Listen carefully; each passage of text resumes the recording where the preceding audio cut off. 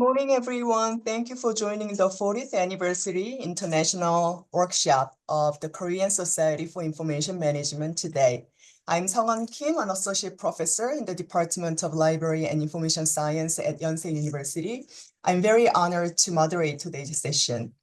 With the theme Digital Literacy and Information Accessibility, today's workshop has been co-organized by Yonsei University's Research Institute for Academic Library Development, the Seoul Metropolitan Library, and the Korean Society for Information Management, with the sponsorship from the Ministry of Education and the National Research Foundation of Korea.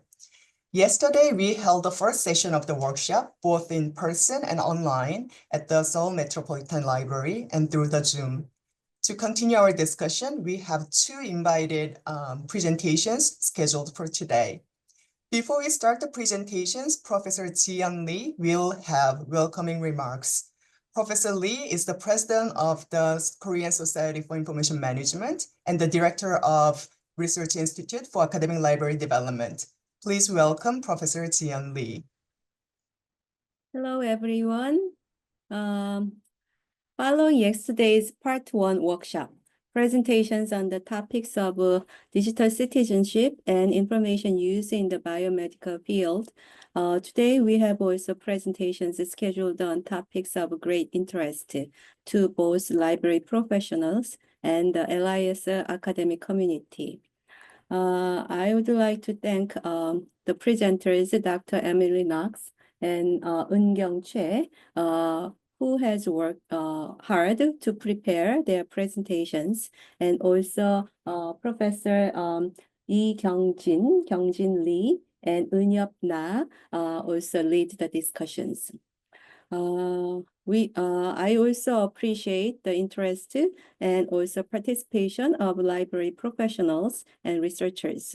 We hope today's event will be filled with valuable content and lively discussions sharing. Thank you.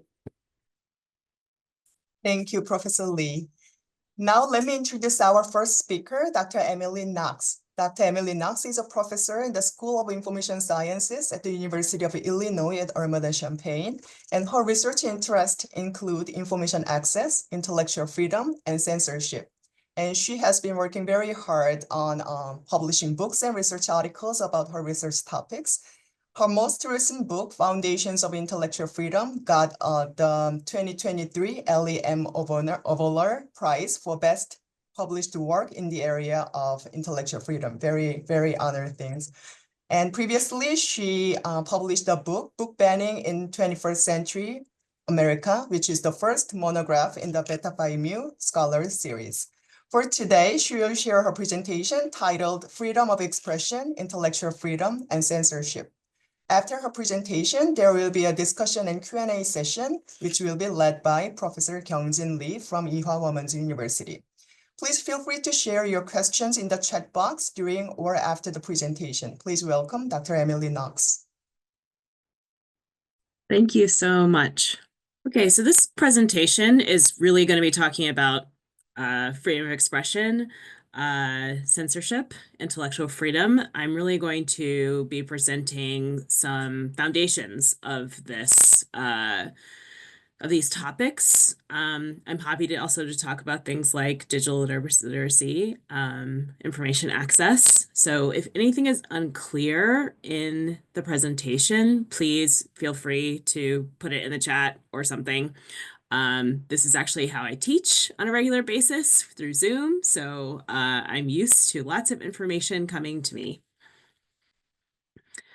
Okay, so I want to start just with some definitions.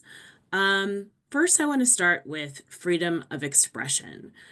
This is a term that I think is very important because it is a broad term for thinking about things like information access, information ethics, intellectual freedom, censorship. And the way that the American Library Association defines it is that it encompasses the freedoms of speech, press, religion, assembly, and association, and the corollary right to receive information, that is information access, without interference and without compromising personal privacy. I think this particular definition is so important because it also includes things like art, right? Artistic expression, protesting, all of these things are part of the freedom of expression. Intellectual freedom is actually a narrower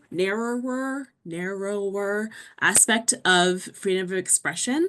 It is the right of every individual to both seek and receive information from all points of view without restriction.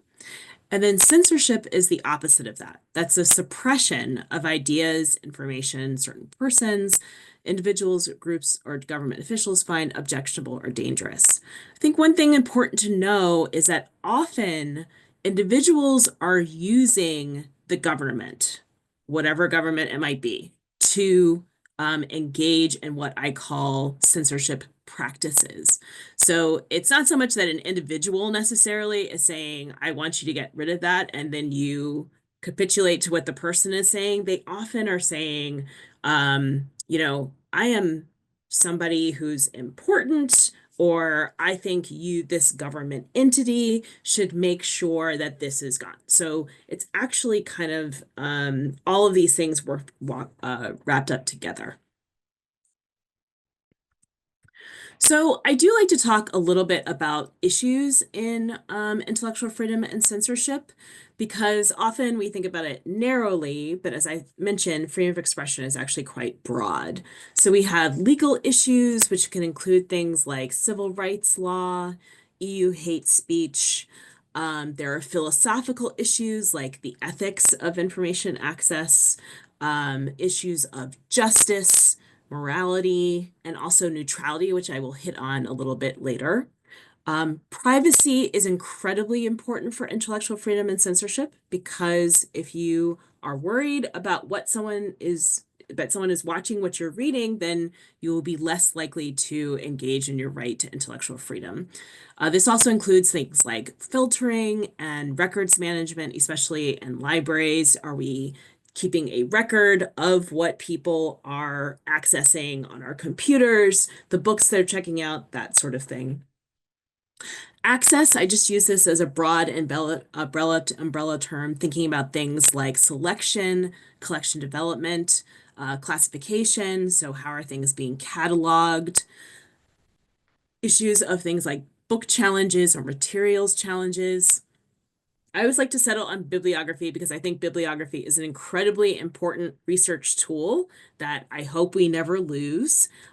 People ask me, what books have been banned in the 1970s or something like that? The only way I know that is through bibliographies. So I'm sure many of you are familiar that we're going through a book challenge crisis in the United States right now. My hope is that when things eventually die down at some point, we will have lists of all of the books that have been targeted at this time. This is extremely important when we look at history of censorship over time and space. Knowing what books have been challenged or materials have been challenged really tells us something about what's going on in society at that time, and we never want to lose that information, and it is kept for us through bibliographies.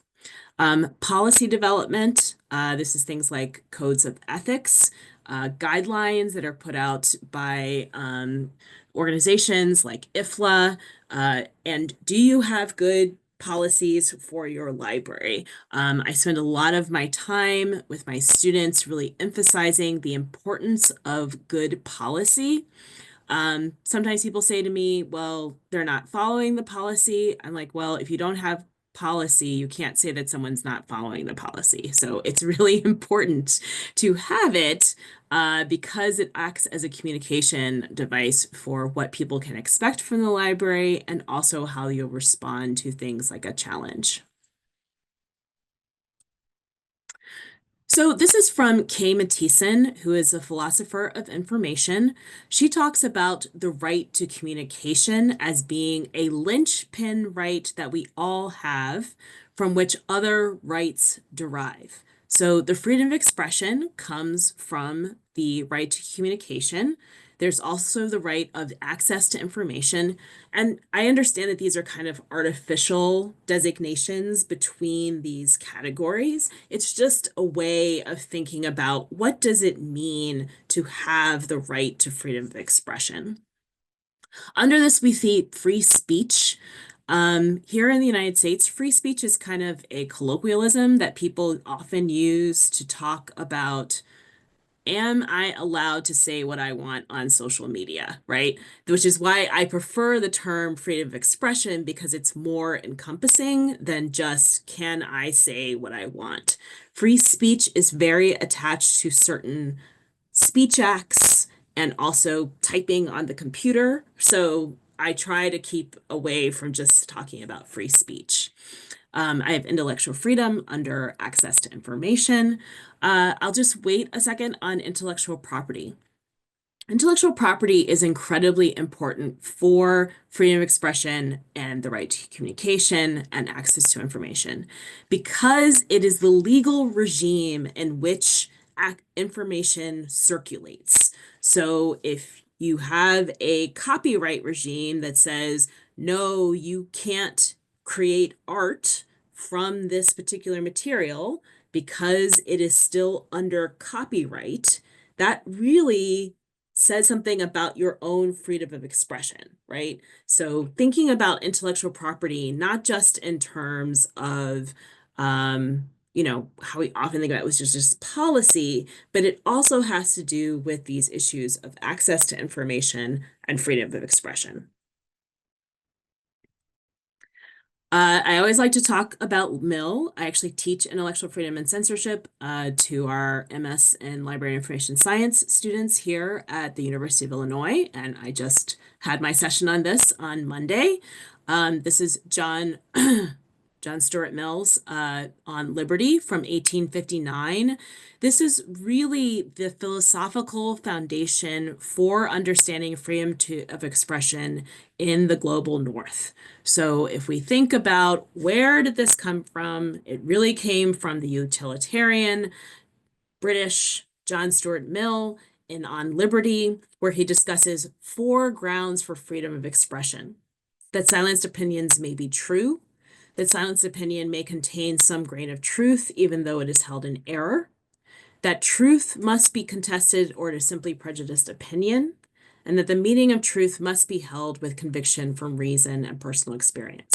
So he is really focusing on the idea of, how do I know if something is true? And this goes, of course, to issues of digital literacy. If we think about things like mis and disinformation, what Mill says is that we allow for expansive rights to freedom of expression, because that is how we develop critical thinking for thinking about what may or may not be true.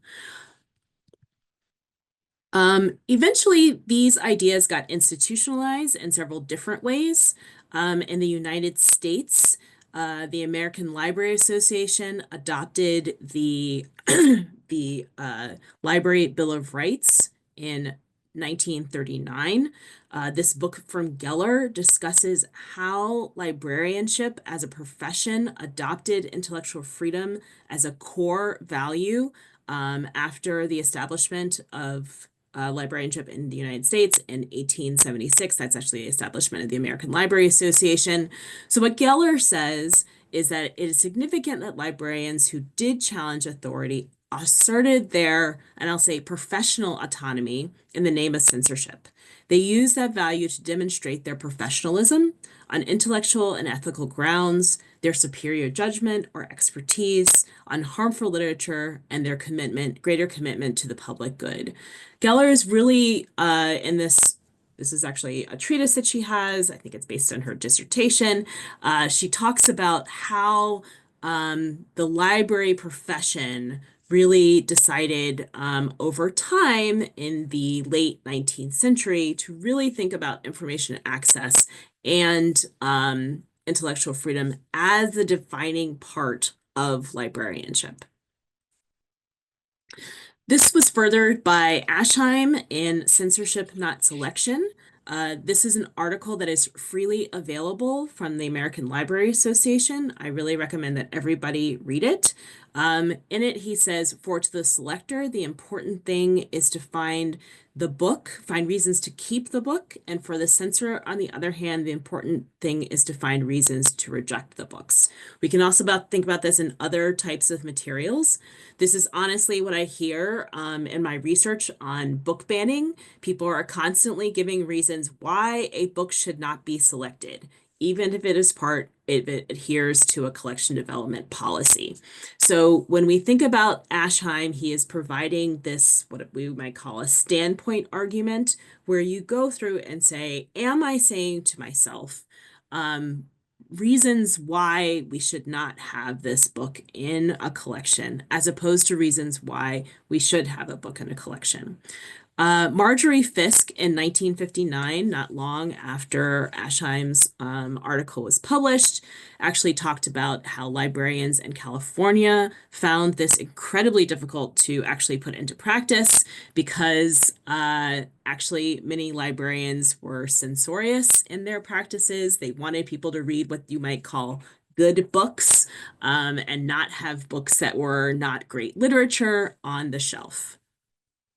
So along with this institutionalization in the United States, we also see that the UN Declaration of Human Rights in 1948 incorporated freedom of expression in Article 19. I'm sure many of you are familiar with Article 19, along with the NGO, Article 19.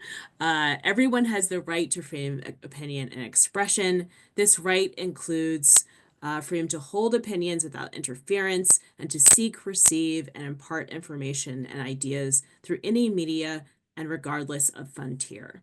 Of course, this is how the right to freedom of expression is developed into the International Federation of Library Associations, various guidelines.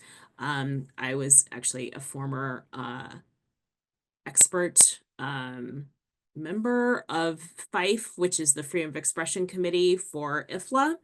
And this is really where we see librarianship across the world actually incorporate this idea of thinking about freedom of expression and information access everywhere. I actually like to give a little anecdote on when this was incorporated into the UN Declaration of Human Rights. The USSR actually argued that information should be available, but not accessible. And those are very different standpoints to information.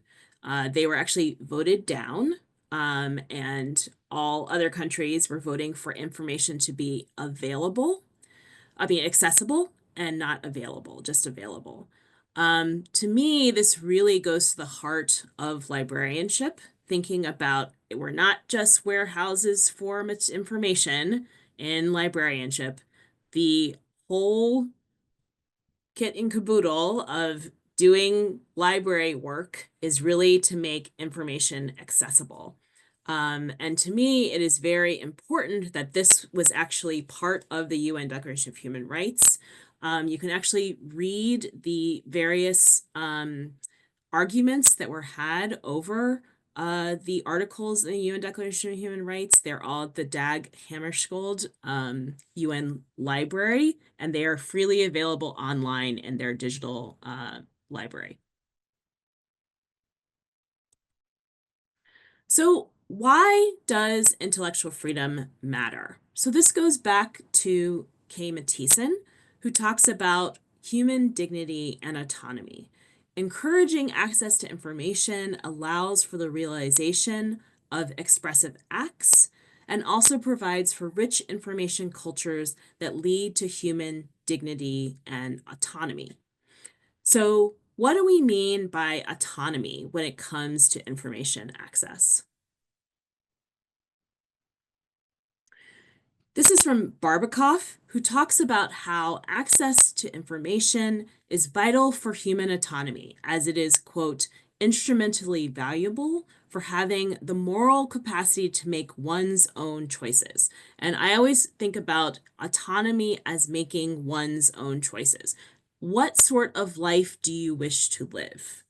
There are 5 competencies for human autonomy. And the first one here is access to information about many life possibilities, which you cannot do if you are being censored and not able to engage with what life's possibilities might be. Also, the ability to self-reflect, to critically think about this information that you're engaging with, that you have your own sense of self-worth. And finally, this willingness and ability to act, which I think is so important. So it's not just that you get the information, but autonomy is also based in this idea that you can act on that information that you get. Finally, if we think about autonomy, what it leads to is flourishing. And John Burgess talks about how this is the idea that the good that results from living in accord with the virtues. In its surplus form, flourishing is the idea that it is good to fulfill one's purpose in life. So you can see how autonomy, dignity, flourishing, this is all part of why intellectual freedom and freedom of expression are so important.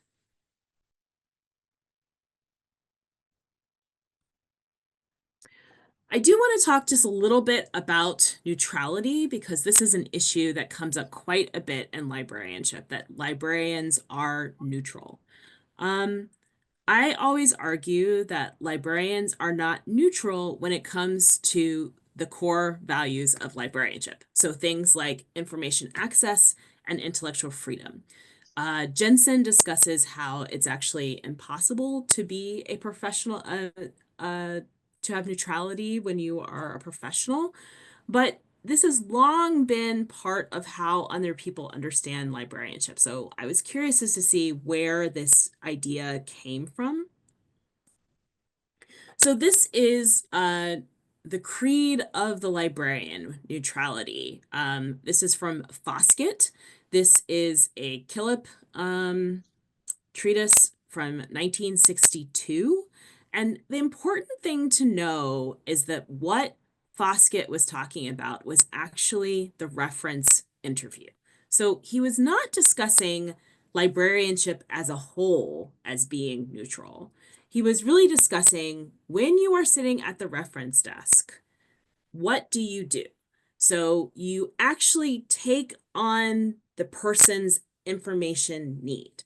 So what Foskett said is during reference service, the librarian ought to virtually vanish as an individual person, except insofar as his personality sheds light on the working of the library. He must be the reader's alter ego, immersed in his politics, his religion, his morals. He must have the ability to participate in the reader's enthusiasms and devote himself wholly and wholeheartedly to whatever cause the reader has at the time of the inquiry. He must put himself in the reader's shoes. I think the easiest way to think about this is with the service reader's advisory. So when you do reader's advisory, you are not necessarily saying, this is a book that I like and you should read. Instead, you say, what kind of books are you interested in? When is the last book that you read that you enjoyed? What books are you interested in reading in the future? Who are some authors that you've really liked reading, right? It's not about what you like. It is you saying, I can say to you what makes the most sense for you to read. So over time, this became part of the ethos of librarianship, this idea of neutrality, and it moved from a reference idea into the idea that librarians are neutral overall. And this is just not true. Librarians are actually standing for things like information access, intellectual freedom, privacy. All of these are core values of librarianship. I'm often asked about intellectual freedom, the intersection between intellectual freedom and social justice. And with everything going on in the United States right now, I'm thinking about this a lot. You cannot have a just society without intellectual freedom. You have to be able to imagine and learn about how could life be different, right? This goes back to the issues of autonomy and thinking through flourishing and human dignity. So it is really that social justice comes directly from intellectual freedom. I actually see this right now with the various things that I've been reading online about the crisis that is happening in the United States with our current government. In order for me to think, how could this be different? I need to be able to see the information about what's going on and how people respond to it. This is part of thinking about how could life look different than what it looks like now? So to me, there are people who really concentrate on the idea of harm. So should libraries have harmful material? And this goes to issues of digital literacy in particular, if we think about things like mis and disinformation. My own response to this is that actually what libraries need to engage in is training people to engage in critical thinking and discernment when they look at information. Rather than saying, I know best, this information will be harmful. Instead, what libraries should say is, where did this information come from? How do you engage with it? What sort of foundation is it based on? What do you think about this argument? Does this argument make sense when combined with other arguments? This is, of course, much more work. And when we see things online and the proliferation of mis and disinformation, it becomes even more difficult. I'm not saying that this is easy. I am simply saying that we do not want to be in a posture of saying, I know that this information is wrong, and therefore I will make sure that no one can see it. Because when we do that, we actually are imposing our own ideas and power over other people.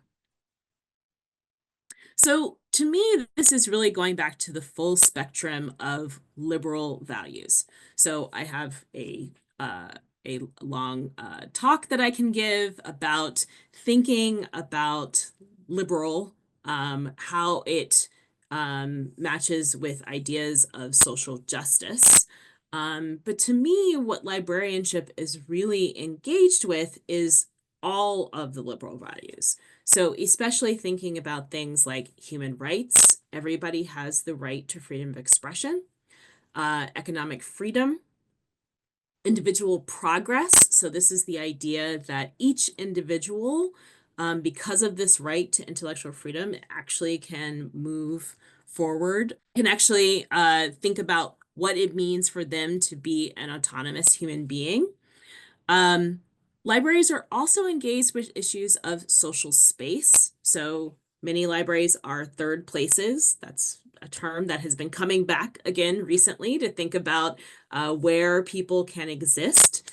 Also, we think about things like group identity. So people who are minoritized in various societies. Are we providing information for different people? I really bring the issues of intersectionality into this, thinking about the idea that people have some shared identities, but those aren't static across various contexts, which I think is really important for people to think about. Just because someone has this one shared identity doesn't necessarily mean that they have, for example, a shared political identity. This is really thinking a bit more. I talk about this quite a bit in an article I have on intellectual freedom and social justice, if you would like to know more, thinking about how you combine these two values. So this is from Jenna Friedman, who is a reference librarian at Barnard College in New York City. And I saw her talk one time, and I have always really appreciated what she had to say, especially about librarianship and collection development, which is that you should strive to achieve representation in your collections and not balance. So especially here in the United States, we hear a lot about balanced collections. And my worry about that is that people think, well, if I have this one thing, I need to have this other thing.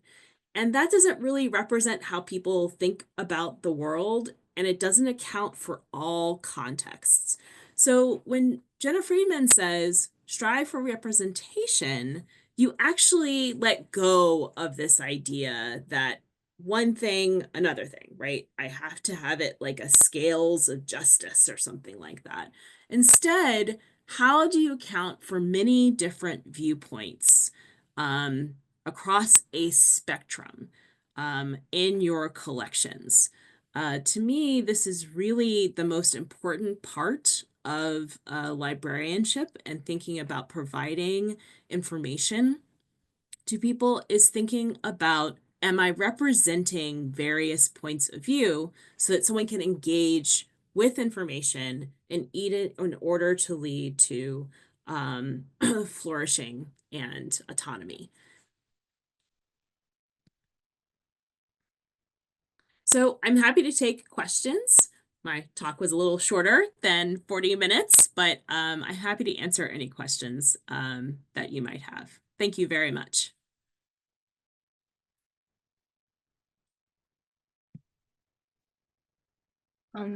Hello, I'm Kyong Lee. I go by KJ. I'll be the discussion facilitator. Before I ask questions to Dr. Knox, I'm going to share my thoughts in Korean first. 토론 진행을 맡은 이경진입니다. 저는 토론을 들으면서, 발표를 들으면서 과거 수업 시간에 사선은 수서에 있어서 가치 판단을 배제해야 된다라는 주제로 찬반 토론이 이뤄졌던 것이 생각이 났는데요. 검열하는 것, 그리고 지적 자유를 보장하고 침해당하는 것에 대해 어떻게 대응할지에 대해서는 SNS로 인해 표현의 자유가 더 보장되고 가짜뉴스가 사회적 이슈가 되어진 이 시점에서 지속적으로 고민해 봐야 되는 문제인 것 같다는 생각이 들었습니다. 네. Thank you, Dr. Knox, for sharing your presentation. I learned a lot, and I particularly really enjoyed the slides about autonomy and flourishing. I didn't know you can have that connections when you're thinking about intellectual freedom. So while I wait for questions from the audience, please feel free to type your questions or raise your hand. I have some questions ready for Dr. Knox. So I think I'll ask. So my first question is, social media has created a space for more diverse view while also shifting norms, truth, and some historical narratives. How does this influence the core values of librarianships, especially in decision-making for intellectual freedom? So this is a great question. And I would say that one of the main issues is that when we think about social media, a lot of people get very stuck on issues of facts. So there is this idea that you can out-fact people. And you can say, I've given you facts. Why do you not agree with these facts that I've given you? But in fact, what is actually most important when we think about the actions that people take or their responses to facts is that they interpret those facts.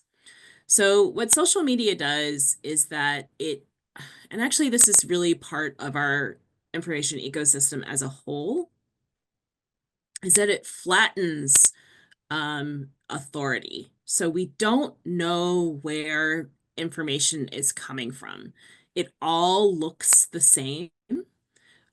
So we used to talk about, when we taught a media literacy class, we would say, there are broadsheet newspapers and there are the other type of newspapers, which I've forgotten. There are peer-reviewed articles and other types of articles, but they all look the same on social media, right? Everything is in a box and it just keeps coming at you. There's not really a way of distinguishing authority. And I think this is something we really haven't wrestled with when it comes to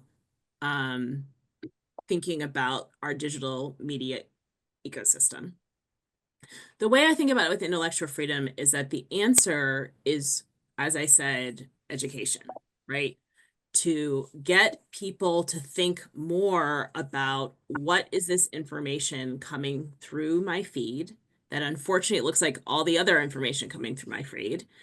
How do I stop and think, where is this coming from? I've actually been thinking about this quite a bit because I've been getting more phishing things on my phone. I don't know if this is happening in Korea, but it is really kind of disturbing. So I get these texts and they look official. And I have to stop and think,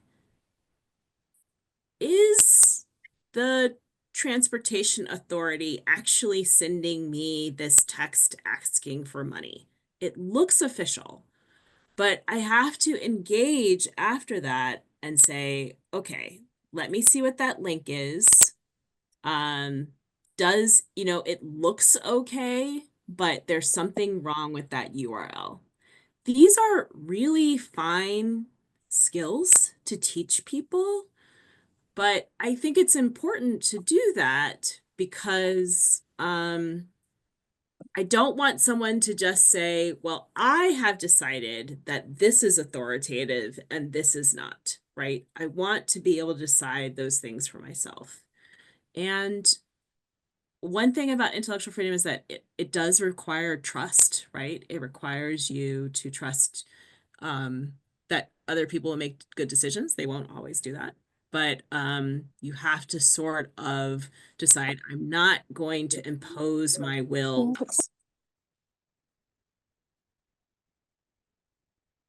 Thank you so much for sharing your response. I have to add that I also get those emails, and it's very hard to distinguish. Yes. And I never thought about the way you talked about distinguishing authority. I think that's definitely an issue when we talk about social media, of when it just comes in and doesn't know where it's coming from. It's hard to know whether we can trust it or not. And I definitely think that's a role librarianship can go into, of how do we teach these kinds of fine skills. Yes, absolutely. Going from that question, I guess I think I'll ask another question about more on censorship. So I've noticed that when people usually ask a book or an item to be removed, they have a very strong and firm opinion about it. So I'm curious how library professionals can still advocate for intellectual freedom while navigating these kinds of constraints. And based on your research, if you have particularly some examples that these complex cases, you perceive that it was handled pretty well. Yeah, so let me first talk about where this strength of feeling comes from.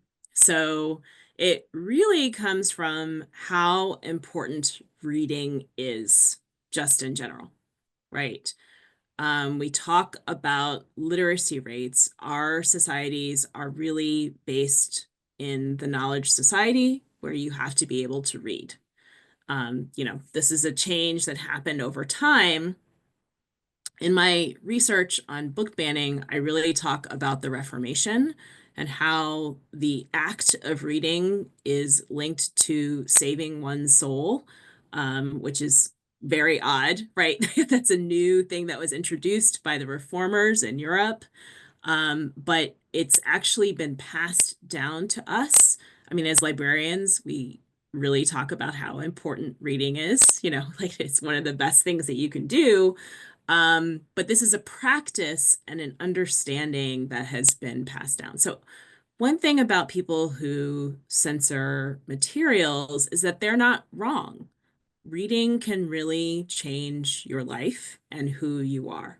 So this is actually, the book is an incredibly powerful technology across time and space. I often ask my students, just generally, like, do they crack the spines of their books? You know, how do they feel about the books on their shelves? That it is an object that has outside, almost sacred importance. And if they doubt me, I say, what if I threw these books on the floor and just started jumping on them? What would you think? Right? And horrified, right? Just like their faces can't take it, you know? So that's the first thing to think about. The other thing is best practices in response to challenge cases. These are currently being updated by the American Library Association. A new intellectual freedom manual will be coming out very soon. Hopefully, these will also be adopted as we see the various challenge cases go across the world. Some of the newer best practices, well, actually, this is not a new one. The first one is to have policies. So many libraries don't even have policies for what to do if you receive a request for consideration. Make sure this is written out clearly. Basically, what you do is you have someone fill out a form, and then you respond to that form, often by a committee, and then a decision is made by some sort of governing board. And this can be true in all library settings. So what we also are seeing now is things like you can only have one book per form. So you can't put just a whole bunch of books on one form. You need to fill out one book form per book. Also, there are time issues with it. So once a decision has been made about a book, it cannot be revisited within 3 to 5 years. That's a new best practice that has come up. Some libraries are actually having nominal fees for a request for consideration. So yes, you can request a whole bunch of books, but it's going to cost you $10 a book, because this actually takes quite a bit of staff time to respond to these. But actually, the best thing to do is to be prepared first. Make sure that all of your staff is trained in the value of intellectual freedom. If you have a board, that they are trained in intellectual freedom, and this has to be reinforced over time. So not just, one day you talk about it, but you also have to tell your patrons about their own right to intellectual freedom and freedom to read. So I was just talking to someone this week who talked about posting the Library Bill of Rights to their, a poster when you walk into the library, so that everybody knows what can be expected. Posting, the UN Declaration of Human Rights, with a special emphasis on Article 19, right? Having the newer guidelines that just came from IFLA, in a little flyer or on a bookmark, something like that. Letting people know about basic library policies. One problem with libraries is that no one knows how books get on the shelf. It's super magical and amazing. So letting people know how you decide to put books on the shelf, right? This is our collection development policy. This is what has to happen. Letting people know about weeding. So what weeding is and how it is part of the life cycle of materials. And continuing regular library services, storytelling, interlibrary loan, all the different classes that you might have, visiting classes if you're in an academic library. What I find over and over again, and I just had our information science librarian come to one of my classes is that no one knows how many services libraries offer. So I am teaching librarians in our library and information science classes, and they also don't know all the services that the University of Illinois Library offers, right? And it's amazing, right? Just the things you can get from a library, and making sure that you're communicating that to people, because what you want to do is to have people on your side before anything happens. You want them to realize why this institution matters, and and then always Ranganathan's laws, this is really about people not finding the book for them. There are lots of books in the library. We can help you find the one that is right for you. Thank you for sharing your response. I think that your response hits a lot of points about the first point about how powerful the book itself it is, and the reasons why people might advocate or want something out. I think it is very powerful in ways how people think, and also about being transparent then, of making sure you have the policies ready, also having a space where you can share the thought processes of what our mission of the library is, but also how certain things happens. I think that's definitely something that's not really open to the community of what the librarians are actually doing. So I think those are all great skills and some things we can do. So I think you answered part of my question, but an additional question I have is thinking about maybe, let's say, a more strict institution of being a bit closed, or there's more systematic things happening. Are there ways the process could be more inclusive and with the community of thinking about collection development and things about what goes into the collection or not? Yeah, so I strongly believe that all libraries should have a suggestion box, right? And you should be open to saying, this is what, someone says, I would like to have this book. You don't have to go deep into the budget, but often my feeling is that if someone is asking for a $20 book, I mean, I'm using US dollars, like that's not a big deal, right? The amount of money that libraries spend on electronic resources, those sorts of things, I think we should respond to what people are asking for in our collections.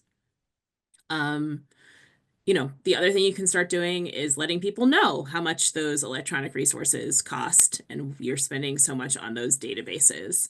But in general, I think that we should be responsive. And so if people are providing suggestions for materials that fit with your collection development policy and you can afford to get them, I would get them. I know people really, agonize about putting this one book on the shelf, but it is one book out of all of the materials that you have, right? I just don't think that's worth it. Really, you're providing many different materials, and it's possible that you don't actually know why someone might read a book. So this usually goes to my discussions about like harm. It could be that someone wants to know what the other side has to say about a particular issue. Here in the United States, there's been a lot of discussion about whether or not people should get Robert F. Kennedy Jr.'s books because they do contain misinformation. But I want to know what he has to say. Apparently, he's going to be our Secretary of Health and Human Services. So, what better way to find out what his own ideas are than from his book? And I would not want my library to be engaging and say, this book is going to hurt you, so we aren't going to get it. that is exactly the kind of paternalistic power that I do not believe that libraries and librarianship should be engaging in. Thank you. Like, get the book and make the people make the decisions based on Yes. reading. Yes. So we have a question from Unyabra and I'll read the question to you. Could you share teaching strategies when you teach intellectual freedom and information access, especially for undergraduates or librarians, because it is quite difficult concept, and I'm curious if you have any strategies or teaching methods preferred.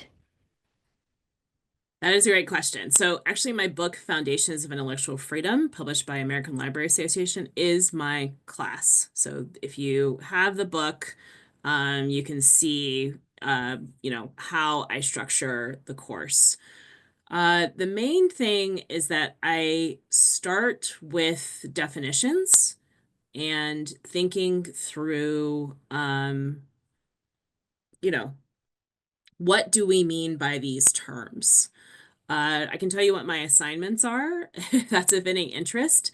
So I have the students talk about intellectual freedom allies. I have them give a presentation about that. This is actually actually all my assignments are from Loretta Gaffney, who is one of our doctoral students at Illinois. I have adapted her syllabus for my own class. So those allies really help students think about a little bit broader about intellectual freedom. So they can choose different allies of any sort. So sometimes they are very local.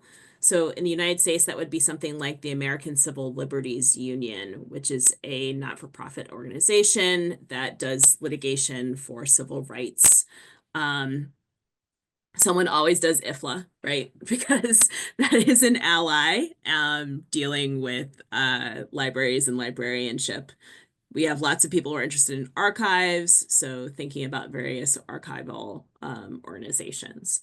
I also do an assignment, write something about intellectual freedom that is suitable basically for publishing in a newsletter, so like Substack or something like that. Or in your monthly library newsletter, right? So that can be on any topic. Sometimes people look at censorship cases from the past and sometimes the way past. So from the medieval age or early modern period, all the way up to today. So that's just a general thing that I have them do. The main thing I have them do is respond to a case. So it's basically a role-playing assignment.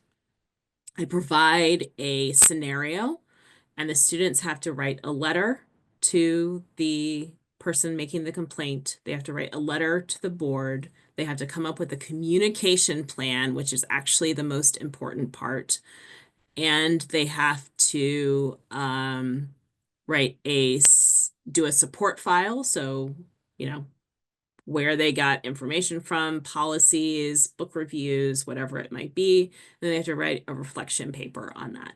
That's actually been very successful. I once had a student who was actually going through a book challenge and they just submitted what they actually had for this actual challenge to me for that assignment.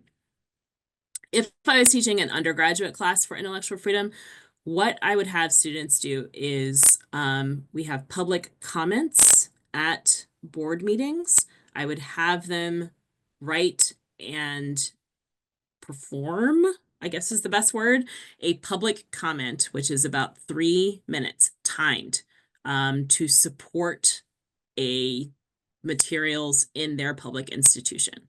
So that would probably be one of the assignments, which is just thinking about how do I make sure my voice is heard, and also how do I train other people to be able to speak out in favor and support of freedom of expression in a somewhat heightened context, which is what it's like to do those public comments, because they do time them and they will cut you off at 3 minutes.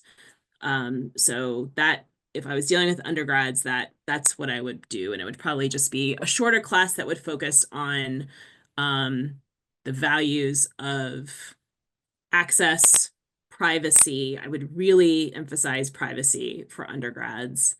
Copyright, because copyright's always fun to do. And then we would talk about banned books.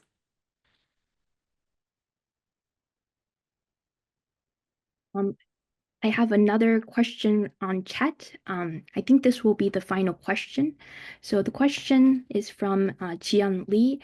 It says, I'm curious about the appropriate timing for addressing censorship in libraries. Discussions regarding libraries and censorship have recently become more active in Korea. So in libraries, censorship may be applied during collection development, or problems might even arise after the acquisition process. So if a censorship issue arises after acquisition and after user services have already begun, what would be an appropriate response from the library? So first of all, let me talk about passive censorship. So I divide censorship into different modes. So there's active censorship, which would be after something is collected. Passive censorship is when you decide not to buy something, usually for bias on your own, due to your own feelings. This is really, to me, about training people to understand the difference between personal ethics, professional ethics. When you are working in a library, you adhere to professional ethics and your collection development policy. You may collect things with which you strongly disagree and that you feel are not good materials at all. This is part of the work of librarianship. Where you intervene after something has started is right away. You do not want things to fester. You need to make sure that you have a good request for reconsideration policy. I'm not quite sure how it works in Korea. They might be called something different, but it's basically saying, this is the process if you are unhappy about something that is on our shelves. And you want to think about that process outside of anything happening, right? You just want to make sure that it's part of the collection development policy. It's just a part of a policy. It's just like a behavior policy, a social media policy. It's just a policy that you have that you can pull on when something happens. The other thing I would say is to reach out for support. So if there are increases in censorship across Korea, make sure that you are getting in touch with other people. Do not do this by yourself. I really worry that people are trying to respond all of that on their own. This can only be done with communities and with other people's support.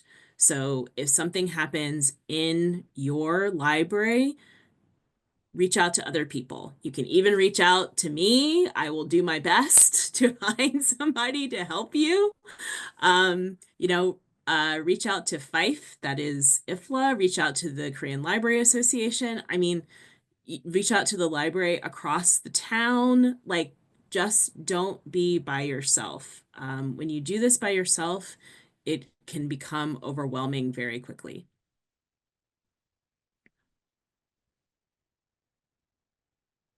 Thank you so much, Dr. Knox, for sharing your thoughts. I'm very glad we had a longer time for a discussion. Thank you so much for inviting me. I really appreciate it.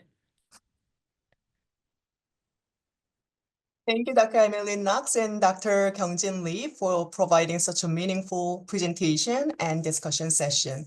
Let me now introduce our next presenter, Dr. Choe. Dr. Choe is an associate professor in the College of Information at the University of Maryland, College Park. Her research bridges the fields of HCI, human-computer interaction, health informatics, and ubiquitous computing. With an overarching goal of empowering individuals, she designs and studies technologies to promote health and well-being. Recently, she has been investigating the intersection of health and disability, working towards creating accessible health technologies for marginalized populations.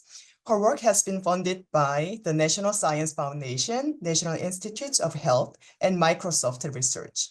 For today's talk, her presentation is titled Accessible by Design, Health Tracking for the Marginalized and Underserved. Following her presentation, the Q&A and discussion session will be led by Dr. Eun-Yup La from Gyeongbuk National University. Again, please feel free to share your questions in the chat box during or after the presentation. Please welcome Dr. Eun-Kyung Choe. Hello, everyone. Good morning, good afternoon. I'm joining here from Washington, D.C. This is pretty late at night, but I'm very honored to present my work here. And congratulations on the 40th anniversary of the foundation. So today, I will talk about how to design technologies to be more accessible and more inclusive, especially in the context of designing health technologies for individuals.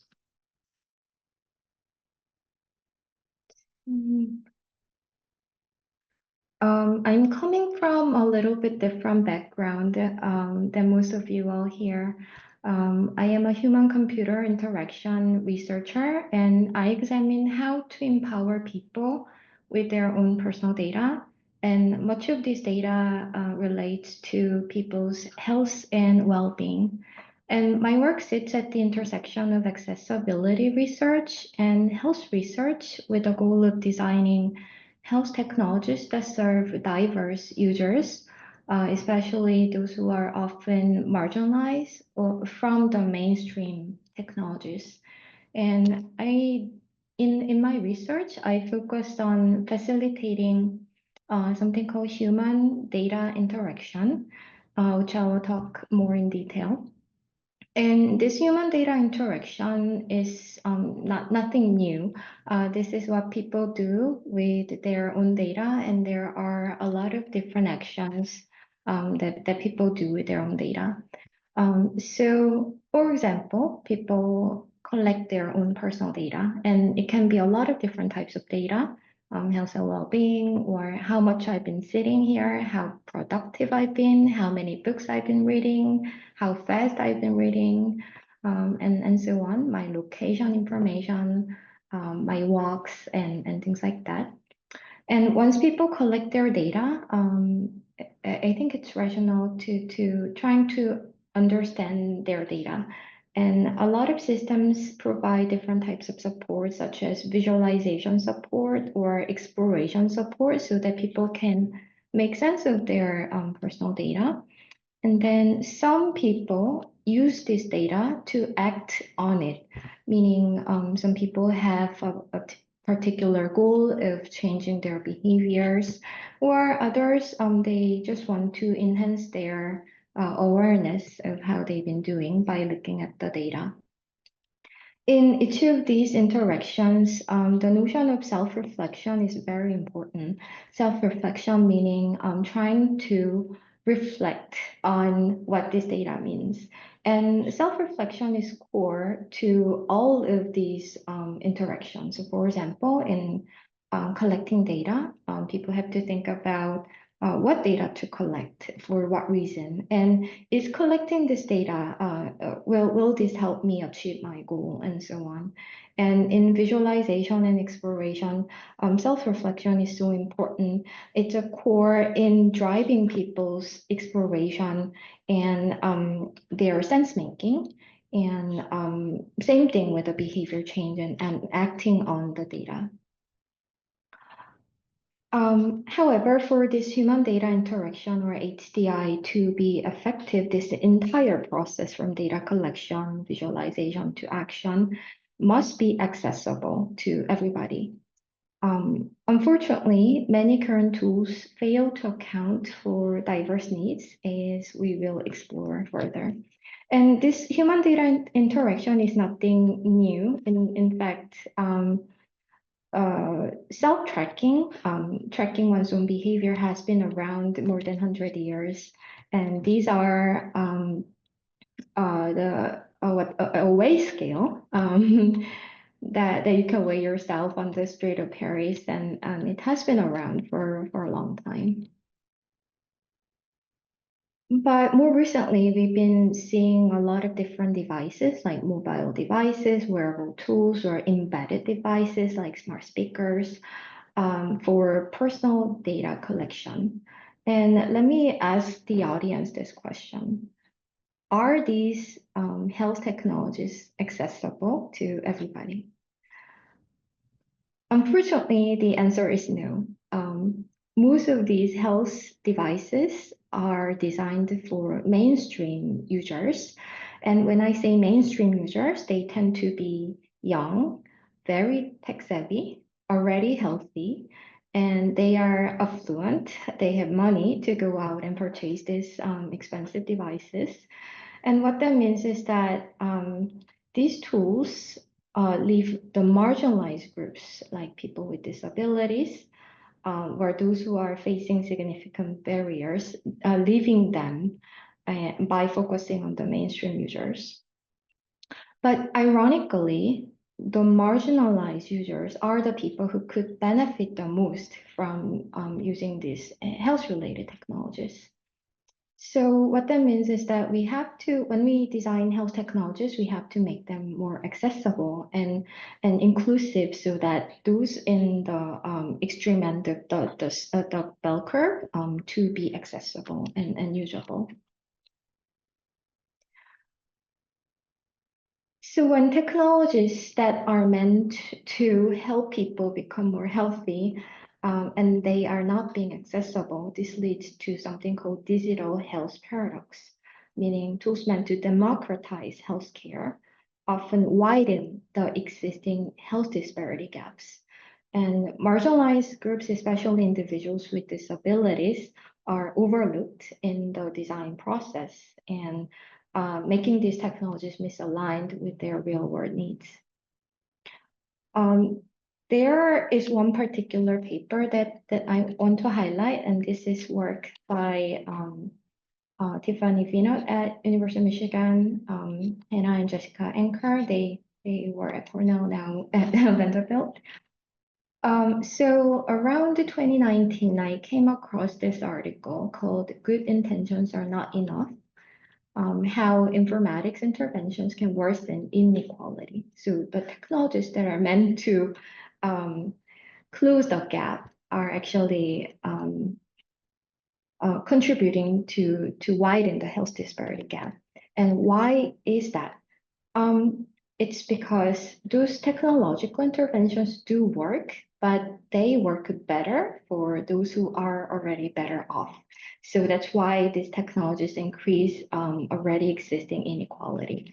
And this was quite eye-opening to me back in 2019. So around before 2019, I've been focusing on designing technologies and working with whoever I can recruit from the university settings, and they tend to be college students and those who have time to come and participate in research.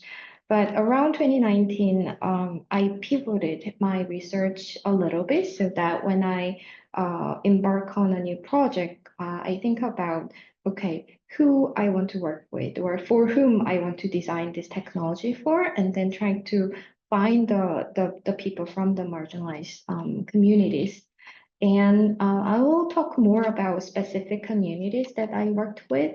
They are older adults, stroke survivors, and blind and low vision individuals later on. But for those who are new to this topic, I want to talk a little bit about accessibility basic to begin with. There are two different perspectives on disability, and one is medical model, and the other one is social model. The medical model views disability as an individual problem. So this problem resides in individuals, and this is perceived as a problem that needs to be fixed. And this is pretty much from the medical model.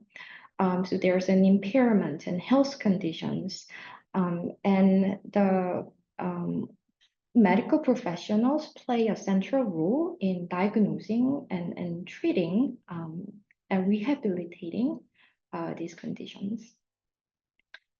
So this medical model looks at what is wrong with a person and not what the person needs. And it places huge responsibilities on individuals. And this can actually lead to stigmatization and marginalization. On the other end of the spectrum, there's the social model, and they view disability as a problem that resides in societies. So it's the societies that fail to accommodate these individual differences. So how do we fix disability from this model? The society needs to be changed to accommodate these different individuals. So these are very different models, and my research sits somewhere in between, because when I work on human-computer interaction, especially designing personal health informatics tools, these tools are given to the individuals so that they can use it to become better, they can use it to achieve their own goals. So it puts a lot of emphasis on the individuals and how to use the tool. But now that I learned about these different models, and I think about how technologies can actually close the gap, I learned that I really have to view this from the social model, in a sense that first, before we give this tool to the individuals, we first need to make the tools more accessible so that people with varying abilities can adopt these tools from the beginning.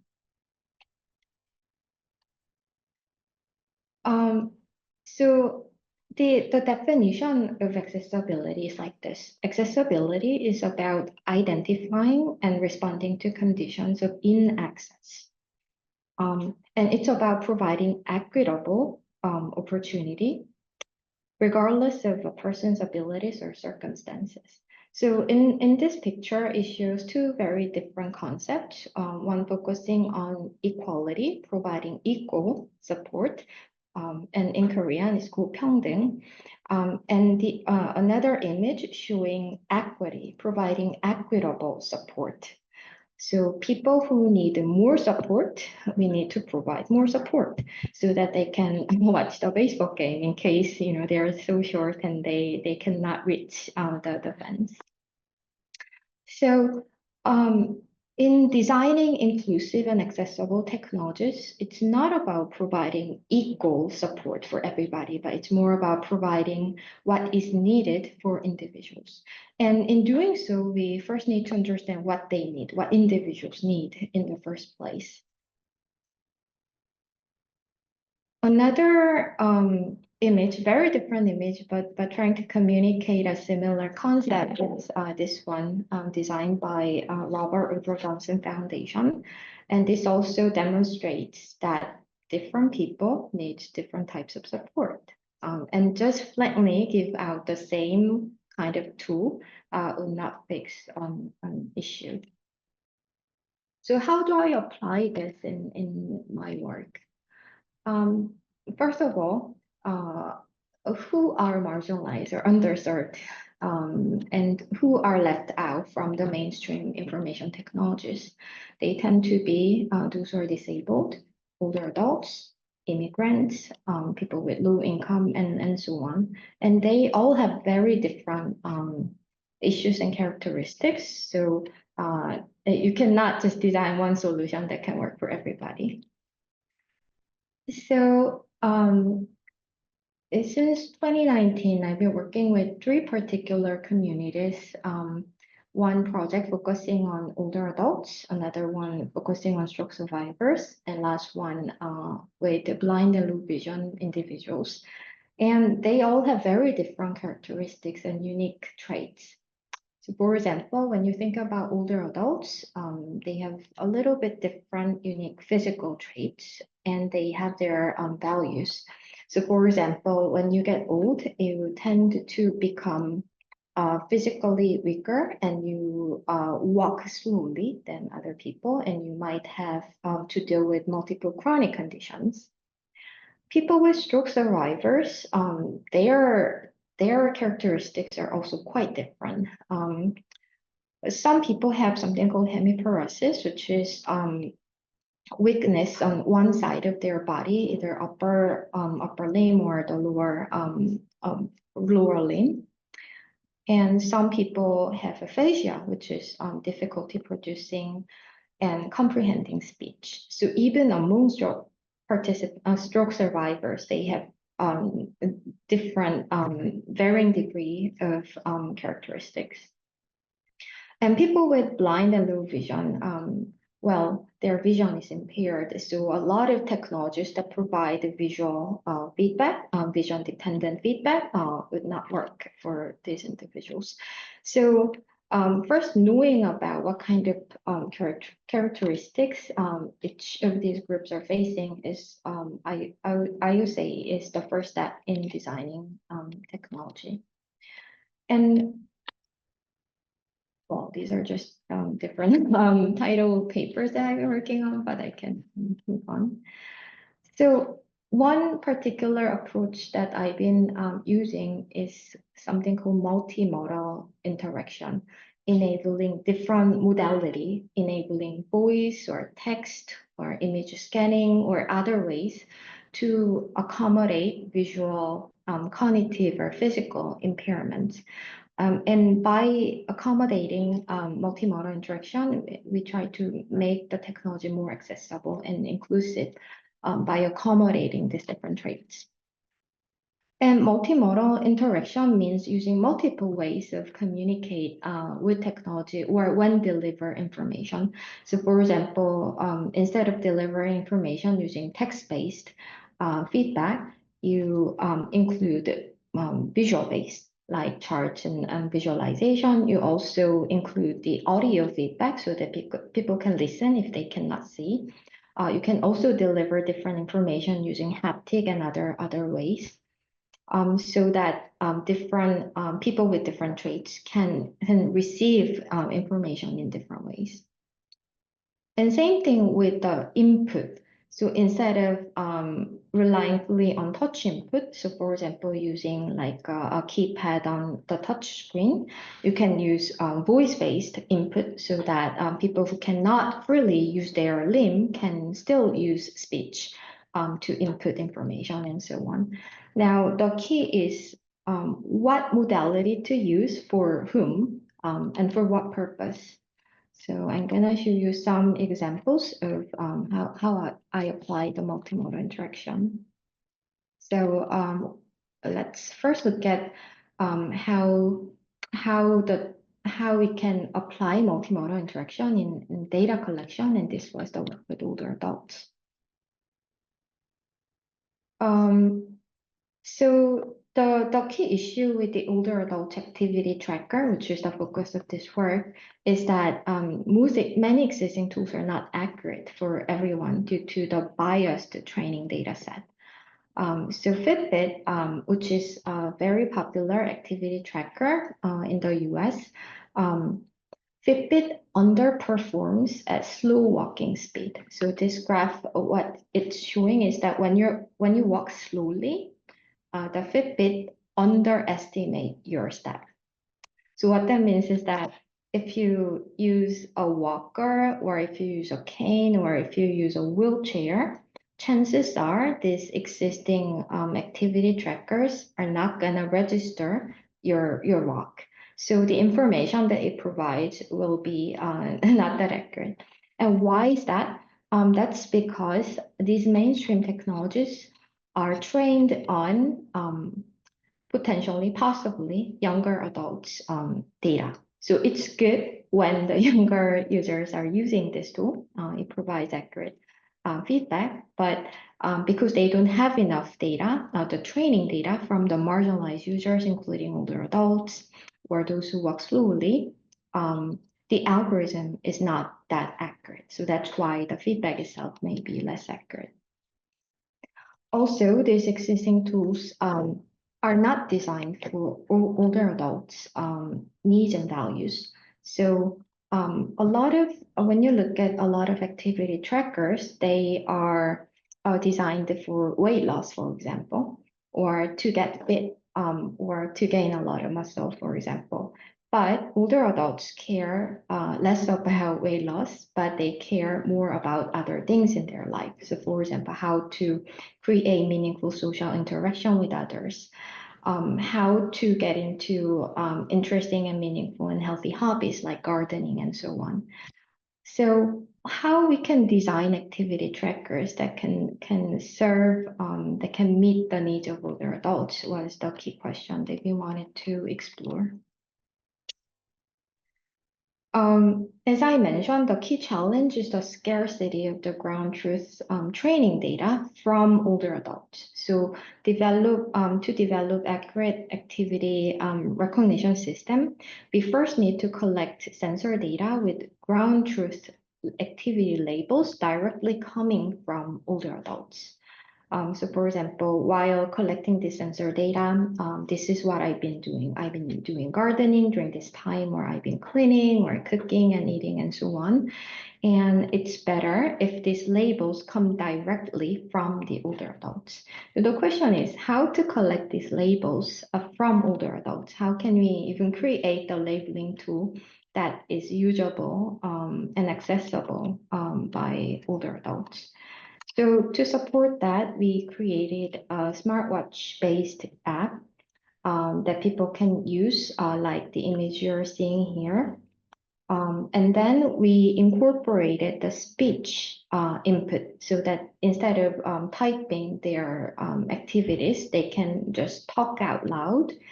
This is what I've been doing from this time to that time, and so on. And even though we used a smartwatch, a lot of older adults were already familiar with the form factor of the watch itself. And then they didn't have to like unlock their phone or trying to type up, but instead of they can just look at the watch, click the button, and then say things out loud as a way of capturing the labels. So we asked participants to describe their activity and the time spent. So when did they start and end of a certain activity and the effort level. And then I'm gonna show you a video that demonstrates this activity labeling system.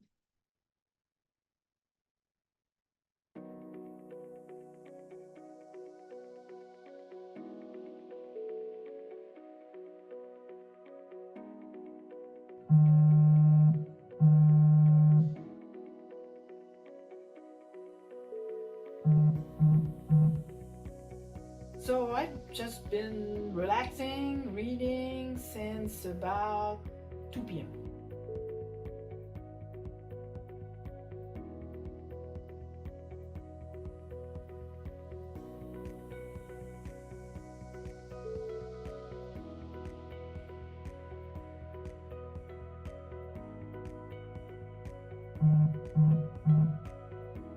Just went on a brisk walk for about 45 minutes.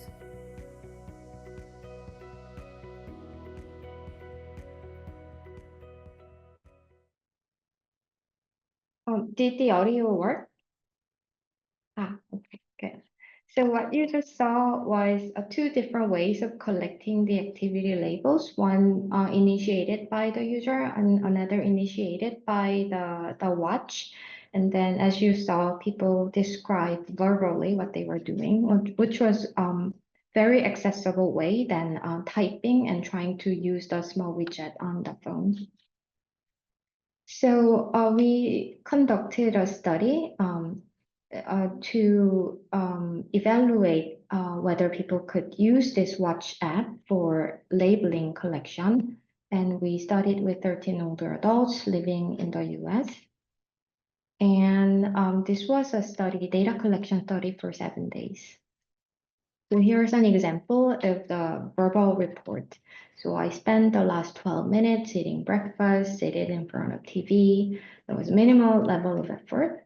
So people captured a lot of these types of verbal reports, and we extracted key information like time, the activity type, like they were eating food, the posture of seated in front of TV, and the level of effort. So we collected over 1,200 verbal reports from 13 older adults, trying to understand what activities that they engage in throughout the day. And then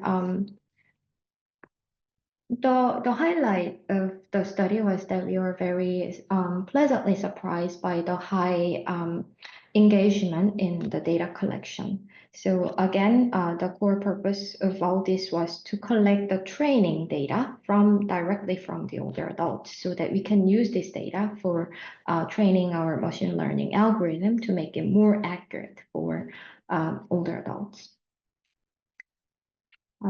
There were some verbal reports that we had to exclude because they lack complete time information. So about 12% of the verbal reports missed either like start time or end time. So we could not use the data, so we had to exclude them. The word error rates were relatively low. So we were first a little bit cautious about the recognition accuracy of the verbal report. But we used Microsoft Cognitive Speech, and the error rate was less than 5%, which is pretty good. And using Google Cloud Speech, it was a little bit higher than that. And when we look at the source of those recognition error, majority of them, 87%, were not critical, meaning those are filler words or conjunctions. So instead of the name Ann, A-N-N, the speech recognizer registered as A-N-D, the conjunction. Then there were some background noise or errors with tense. So those are not critical errors, which is good. But some critical errors involved like getting the time wrong. So here's an example of the errors, a critical error, because if the recognizer cannot get the time correctly, we cannot use that data. So in terms of the next step for this particular project, we want to use these labels to create personalized activity trackers. So again, we are collecting this data to train the machine learning model so that it can be personalized to individuals' needs. And we are trying to see if we can use a similar kind of labeling tool that could work on the mobile phone as well as the smart speaker. So this was about how to use multimodal interaction for data collection, but I want to switch gear a little bit and then see how we can also use multimodal interaction for the data feedback. And this was the study with stroke survivors. And the context was the stroke rehabilitation. So when you have a stroke, many have something called hemiparesis, which is weakness on one side of your body. And this was the participant who had the upper limb hemiparesis. Even when you have hemiparesis, you have to keep using your affected limb so that your condition does not deteriorate. So it's hard because your limb is affected and it doesn't work as you wish, but you have to keep using your affected limb even though it's not working properly. So here what we want to do is using our wearable ring sensors on both arms so that we can capture how much limb you've been using, how much arm you are using. And we want to use this information so that people can understand how much limb they've been using, especially the affected limb in relation to their unaffected limb.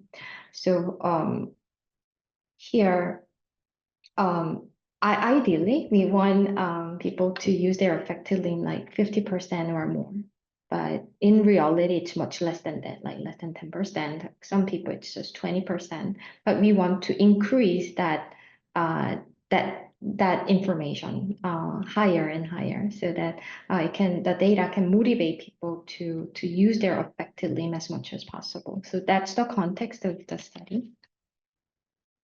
Now the question is, we are asking people to wear these wearable rings, and then we are presenting information that they have not seen before. And for some of them, it's a complicated information because we are communicating the ratio information between their affected and unaffected limb. We're adding the goal setting on top of it, and so on. And some stroke survivors, they have it's a brain disease. So some of them have impaired in their cognitive ability. So when you communicate this information, it has to be delivered in a way that they can easily understand. So how do we do that? So we thought about combining both the visual and audio feedback together so that people can look at their data and listen to the meaning of the data behind so that they can easily understand and act on the data. So that was our premise. But how do we design the multimodal feedback? We employed a method called co-design, which is involving the participants, the end users, only in the design process. So we collaborate with stroke survivors as partners, design partners. And in designing feedback systems for the stroke survivors, their input shaped every aspect of the feedback that we designed. So for example, what kind of content they want to listen, they want to hear from this system, and how they want to receive those feedback. And this whole co-design study was conducted remotely for a lot of different reasons, but one main reason was to accommodate their situation because stroke survivors, many of them had a hard time traveling to campus. And they had to arrange the transportation. Some of them had to have the caregiver with them and so on. So when given a chance, majority of them preferred the remote setting. So this is an image of the remote co-design setting. So on the researcher's view, we showed different variation of the multimodal interaction feedback that involves like charts and different types of audio feedback. Then on the other side, the participant side, there was a stroke survivor and the caregiver. If they want to be there with a caregiver, they look at our feedback and listen to the feedback and then give us their input in terms of what they prefer and so on.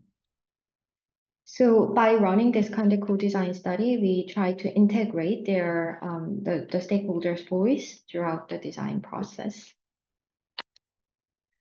So I want to just play a few very short audio clip to demonstrate what kind of audio feedback we could play on top of the visualization. So the first one is the descriptive feedback.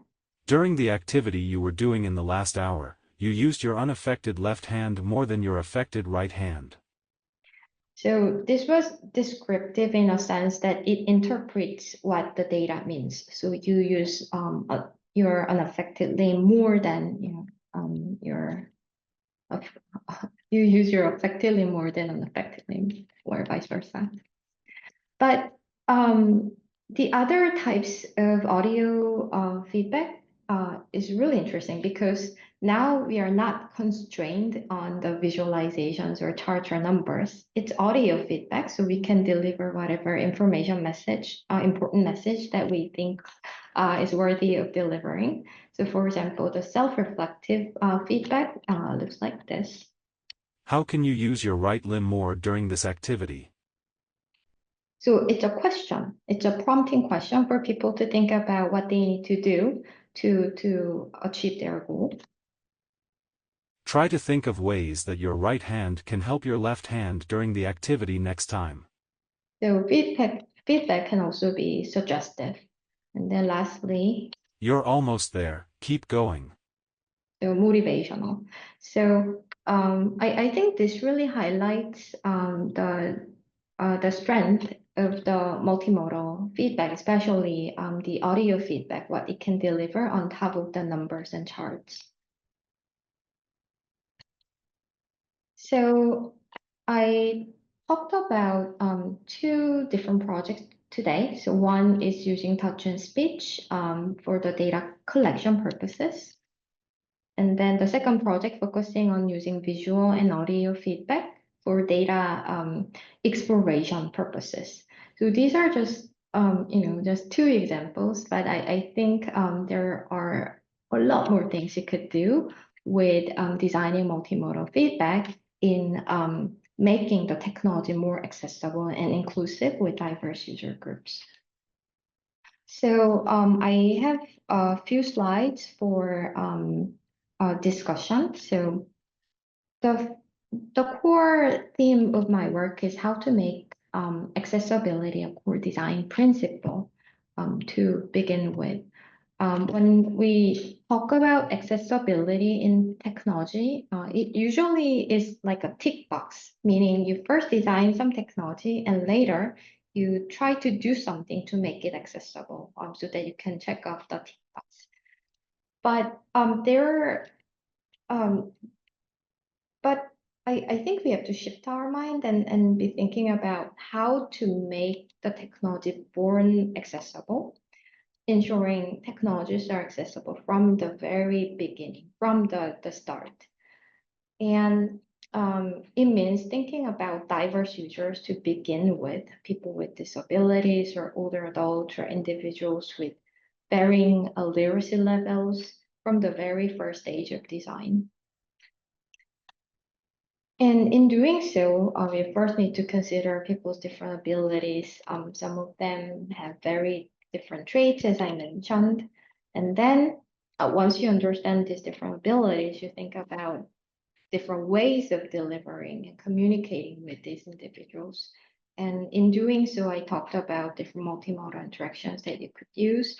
But from the method perspective, I really do believe that co-design is a very powerful method that you can employ from the beginning of the design process so that you can directly involve the end users when you design the technology.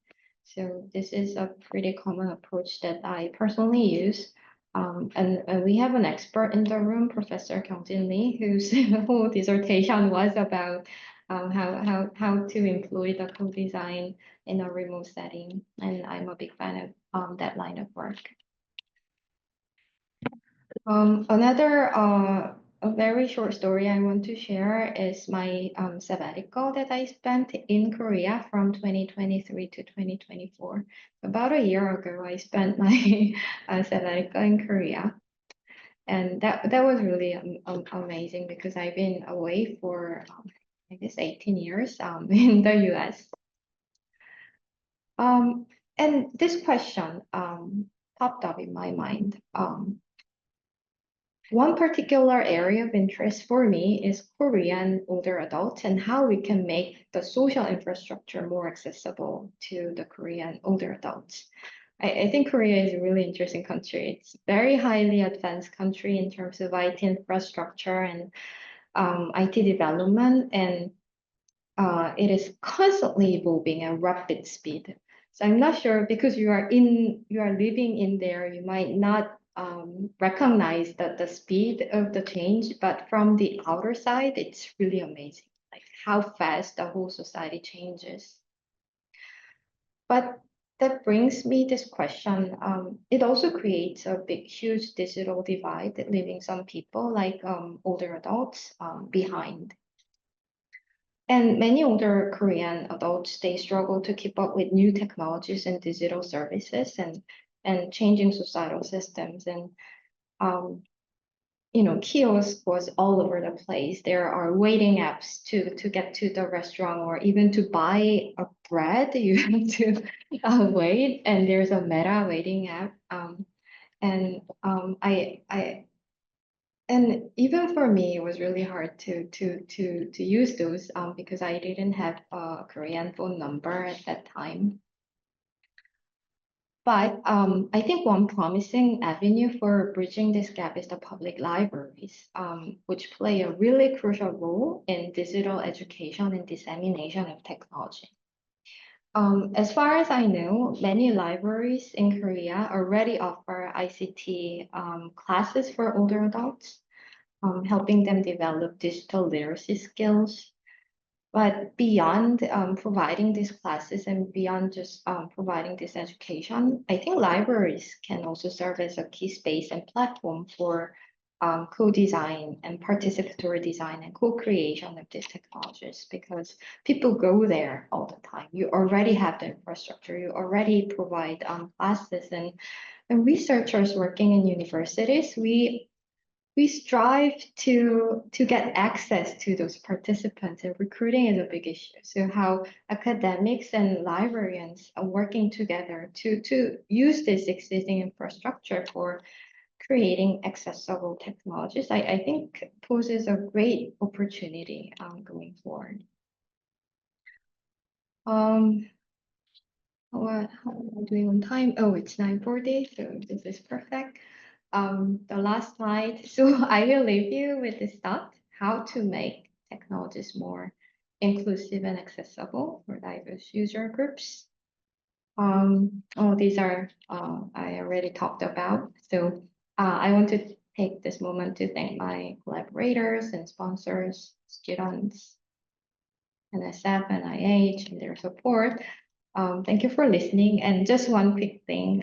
Earlier today, I saw that there was an audience from Kyong Do서관, and during my sabbatical, I went there like 2 or 3 times a week, like every week religiously. So I so much thank you for those who are working, especially in Kyong Library, because that was near my place. So with that, thank you for listening. Thank you very much for Dr. Choe for your insight presentation on designing the inclusive health tracking tools for particularly for marginalized communities. You also brought up some key discussion questions for all of us in the end of the presentation, which we can also go back again. And some of that are pretty related to my discussion questions I actually brought up for today's session. So I think it's really nice to combine. Before starting the English Q&A or discussion session, let me just briefly summarize what you have presented and what we are going to talk for the rest of the time. Before then, I'd like to introduce myself. My name is Eunyeop Ra. I'm from Gyeongbuk National University. 네, 저는 경북대학교 나은엽이라고 합니다. 먼저 본 발표에서 저희 그 교수님께서 모든 어떤 사용자들의 접근성을 보장할 수 있는 그런 헬스 트래킹 툴의 어떤 중요성, 필요성, 그리고 그에 대한 관련된 디자인 방법에 대해서 소개를 해주셨고, 주요 연구를 2가지를 예시로 하셔서 많은 내용을 배울 수 있었습니다.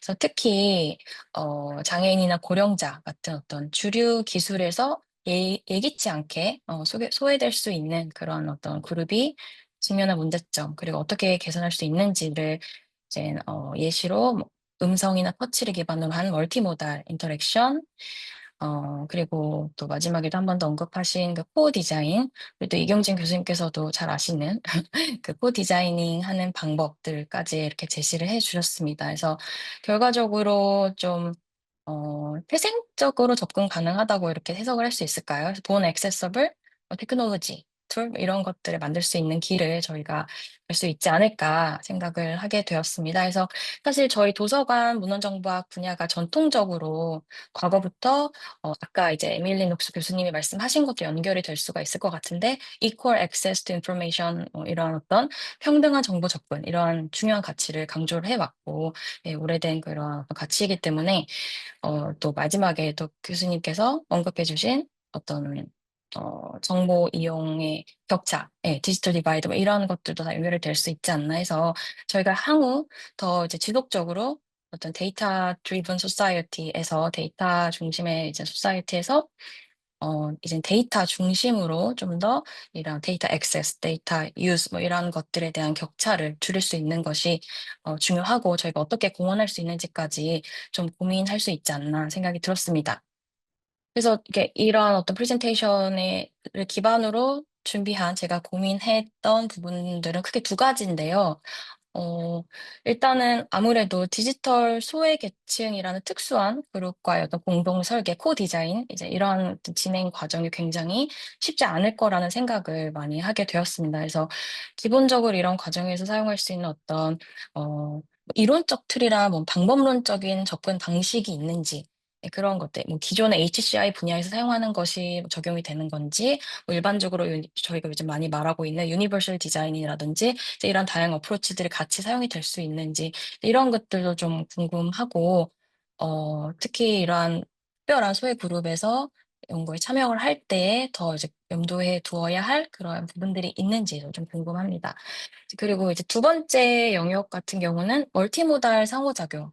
멀티모달 인터페이스, 특히 이 디지털 소외계층을 대상으로 했을 때 어떻게 설계를 하시는지 이런 부분들이 간략하게 뭐 샘플로 보여주시기는 했는데 특히나 이 장애 유형에 따라서도 인터페이스 설계라든지 멀티모달 인터랙션의 이런 접근 방법, 개발 방법들이 좀 다를 수 있지 않을까 생각을 합니다. 제가 그쪽의 전문가는 아니지만 그래서 막연하게 좀 궁금한 게 관련해서 장애 유형이 다른 거에 따라서 어떻게 어프로치를 할 수 있는지 이런 것들 그리고 그 소외 그룹 안에서 어떤 존재할 수 있는 특정 그룹 안에서 존재할 수 있는 어떤 언어적 다양성, 문화적 다양성 이제 이런 어떤 다양성으로 인해서 예를 들어 저희가 같은 장애 그룹 안에 속속이 되어 있더라도 언어 차이가 있을 수가 있고 제스처의 의미의 차이가 있을 수가 있고 바디 랭귀지가 다를 수가 있고 이제 이러한 것들에 혹시 멀티모달 인터랙션의 효과를 생각해 볼 때 영향을 줄 수 있는지 이제 이러한 것들도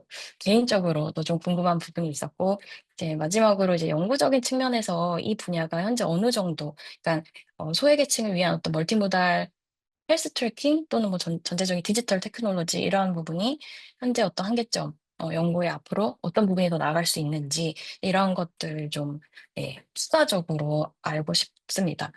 너무 길게 한 것 같은데 다시 한번 영어로 돌아와서 말씀을 드리겠습니다. So I think as Dr. Choe mentioned, we could all agree that this research is pretty important for advancing digital accessibility, especially for marginalized communities. So as we all agree in the field of library and information science, we have a long-standing commitment to ensuring equal access to information for all kinds of individuals, regardless of their background. So in today's data-driven society, I think our responsibility extends beyond traditional information access to ensuring that all individuals have equal, equitable access to data and digital technologies. So in this way, I think this research provides very critical insight into how we can contribute to building more like an inclusive and accessible data-driven society. So based on today's presentation, I have prepared two different aspects with respect to discussion. So first, it is concerned with co-designing inclusive health tracking technologies or inclusive digital technologies. So the presentation emphasized the importance of co-designing with target user from the early stage of design or development. So I was wondering if there are any kind of specific tools or theoretical or methodological approaches that could guide the entire process. That is the first question related to the first theme, the co-designing the technologies. And the other one is any essential considerations when involving marginalized communities in the co-design process, because I think that they're pretty like different from general users. So what could be like challenges that researchers should be particularly aware of when doing research? So these are two questions for the first part. Thank you for the questions. These are very loaded questions Yeah. to begin with. So in terms of a particular framework or a theoretical grounding for running the co-design study, there is actually like no theoretical grounding that I use, but I have two very different approaches in my mind, which I want to talk about first. So in terms of supporting marginalized user groups, I think there are two very different approaches that you could take. One is the universal design approach. I think some of you have heard about this approach, universal design, meaning that you design a very inclusive solution, and this one solution can serve everybody. And a very traditional, a very classic example for the universal design is the curve cut on the crossroad. So it was designed for the those who are using wheelchair, so that there's the curve will allow them to cross the road. But then it also help people who use the stroller and anybody who's on different types of wheel. So stroller can also use that curve cut as well as wheelchair users. And I think that works well in this kind of a built environment. But in applying the universal design concept in designing technical solutions, it doesn't work like that. It's because designing technological solutions has a way more like specific like little details that you have to consider. So unfortunately, in technical solutions, I don't have a good examples that I could use as like a universal design solution. So on the other end of that spectrum, there's the personalization, meaning you design a very powerful personalization tool so that individual users can personalize or customize a particular system so that they can fine-tune the system that could work well for individuals. So on one end, there's a universal design. On the other end, like very powerful personalization. And I tend to go back and forth between which way I should go. And I tend to lean toward the personalization solution, in part because this is more practical for these diverse groups of individuals. That being said, there's another framework that I think of when designing accessible solutions, and I want to share my screen again. So earlier I introduced a paper by Tiffany Vinot et al. Yeah. Good intention is not enough. And in that paper, they talk about these different areas, potential target where inequality could happen. So there's a baseline health inequality that exists, and this is based on the age, the gender or the income level, education level, or where you live and so on. So there's that baseline health inequality. But even after that, there's an inequality in access. So who has access to a particular technology? So that's the very first step in thinking about where the inequality happens. And then the next step is the inequality in uptake. So let's say you do have access to a technology, let's say smartphone, but depending on who you are, depending on where you are coming from, or depending on how the technology is designed or not well designed, there's the difference in people's uptake level. So some people might adopt a tool easily, whereas others might not be able to do so. And then the next level, a point where inequality could happen is the adherence. So inequality in adherence. So let's say you do have access to a smartphone, you adopt a particular technology or application on the smartphone, but some people are good at adhering, like keep using the app because it's well designed for them. But others, even though they adopt the tool, they they give up. During the activity, you try. Sorry. Oh my God. I think I lost that. Anyway, even though you adopt the tool, there's an inequality in adherence. So some people might give up easily, whereas others keep using it. And then lastly, there's inequality in effectiveness. So even though you keep using and adhere to a solution, it's not as effective than others.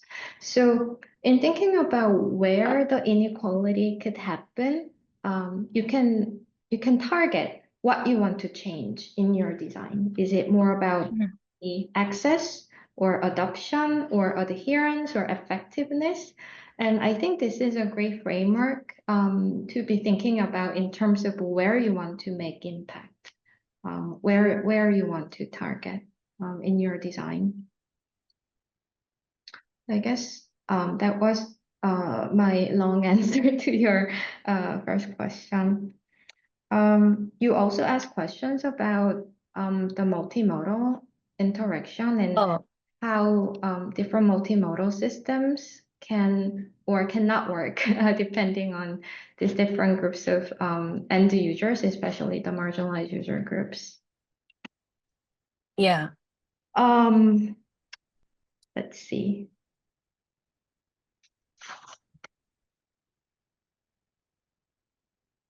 Actually, I think I am confusing this question with what you talked about earlier on. So let me go back to the co-design study that you asked about. And what are the considerations that we should be thinking about in running the co-design study? With people with disabilities, for example, I think you first have to design the co-design setup accessible. So not even the technology that you're designing, but how to design the co-design study protocol to be accessible to your target population. So earlier I mentioned that when stroke survivors were given whether they want to come to the campus versus join us remotely, majority of them chose the latter because just physically coming to campus was not easy. So Right. that was just an example, but in your study protocol, how you create the tutorial, how you deliver the goal of the study, or how you lay out your prototype, all of these steps have to be accessible and easy to understand to the lay individuals. So I would say that actually requires quite a bit of time to fine-tune your study protocol. And to do that, the only way is to do a lot of pilot study. So you pilot and then you modify your protocol and so on. Yeah, that's a great answer. I'm personally interested in understanding marginalized communities for their information access and space access, something like that. So that is why I'm particularly interested in that area, like some considerations. So I'd like to move on to the questions that popped up by audience now. So you can also take a look at the chat and I can read it as well. So there's a growing interest in DEI, diversity, equity, and inclusion within the Korean library community. I found this research attempt connecting it with health technology accessibility particularly interesting.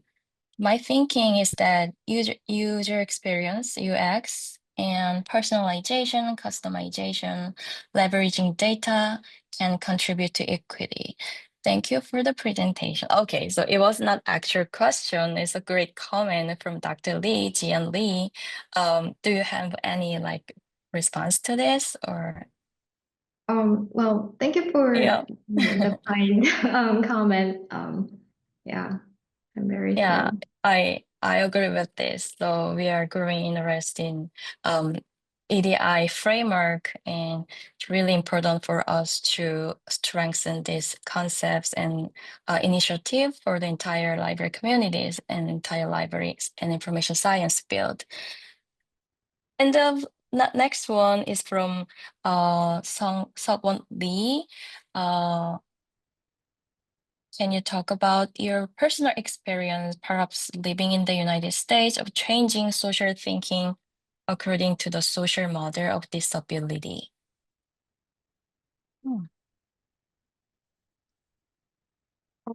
I'm still learning. And as I mentioned, my initial mindset actually started from the medical model because initially when I was doing my doctoral study and designing different types of health technologies, it was really targeting patients. So designing something for patients so that they can improve on their condition. And in doing so, I work with clinicians who also function under medical model and so on. But there was a really big shift once I moved to Maryland. So I started in Maryland back in 2017, and Maryland is really known for our accessibility research and initiatives. There's a TRACE Center that's been around for over 50 years on designing technologies to be more accessible. And surrounded by all these accessibility researchers, it really influenced my thinking and my approach in my own work and becoming more critical in my own work. So yeah, about 5-6 years ago, I intentionally, very intentionally switched and pivoted my research direction such that whenever I embark on a new project, I will work either with a new group coming from marginalized communities or design a mainstream technology to be more accessible to a particular group. So it was a very intentional choice, but a shift was made by working surrounded by like-minded people working in the accessibility field. Yeah. It's already 12 now. We are running out of the time, so I think we should wrap it up now. I will just send you email if I have more questions, and also other audience can do that. So thank you again for your great presentation and your thoughtful comment today. Thank you so much. All right, thank you to our presenters, Dr. Emily Knox and Dr. Eun-kyung Choe, as well as our discussion facilitator, Professor Kyung-jin Lee and Professor Eun-yup La, for delivering such a great session. And we've been communicating for about 3 months to prepare today's session, actually more than 3 months with Dr. Eun-kyung Choe. So thank you so much for your time and thoughtful preparation. And also thank you to all participants for joining the session. We hope the 2-day schedule of the international workshop provided valuable learning opportunities for everyone, all of us.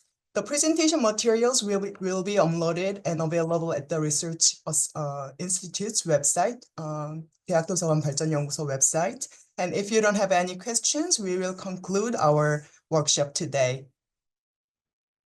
Hope you all have a great day. Thank you so much.